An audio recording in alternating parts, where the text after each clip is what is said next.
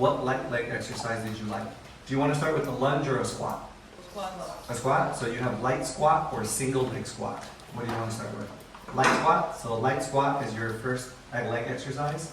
And that's on one yellow spring or two to modify. The target leg, the leg that you're trying to work, is the one on the platform. So we did a squat, so now we have to make it a lunge. Do you want to do carriage lunge or do you want to do platform lunge? Okay, so platform lunge. The third exercise can be standing inner thighs. The last one can be single leg squat or carriage lunge. Okay, so carriage lunge at the end. To let people know by the fourth exercise, if you're tired, add a second white spring. If you're new or if you are working on your balance, 2 white springs, because carriage lunge is the one where you're lunging outwards. And use the stabilization pole. I like the stabilization poles out next to the machine every day. Because 1, if you leave it in the corner, you have to go and get it and bring it to someone. 2, you might hurt someone's feelings by only giving them a pole and nobody else, because that happens. Let's make a heavy leg exercise. I think that the hips are very important, and if you wake up for a 6 a.m. class and you haven't done any movement yet, I like to start with standing outer thigh because you're warming up the outer thighs and the glutes first.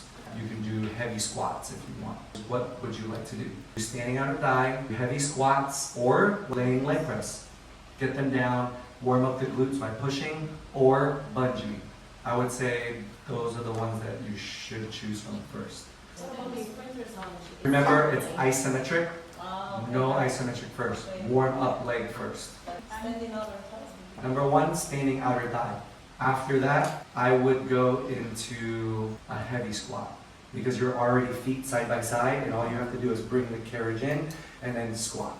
From there, we need to do a lunge, a sprinter's lunge. By then, you already warmed them up laterally and then going up and down. And then you can go to sprinter's lunge with a heavy leg exercise and then your leg will really feel it.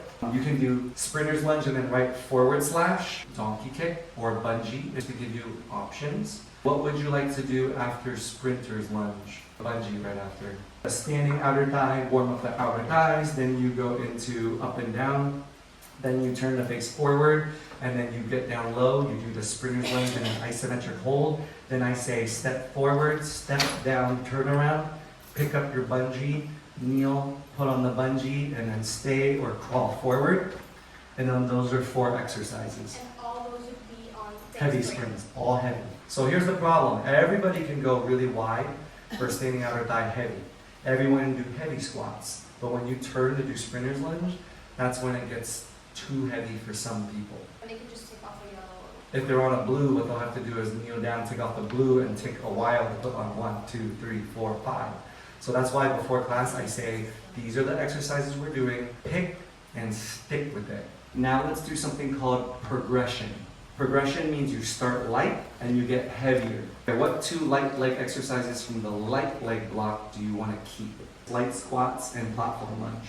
So write progression and then light squats into platform lunge and then in parentheses underneath write spring change. What 2 heavy exercises do you want to do? Let's do heavy squats into sprinter's lunge. So it's squat, lunge, light, light, heavy, heavy. Now we need to understand regression. That means you start heavy and you end light. The benefits of going light to heavy is you warm them up. The benefit of going backwards is you're killing them. Your regression exercise, we can start with standing outer thigh, then go to heavy squat, carriage lunge, single leg squat.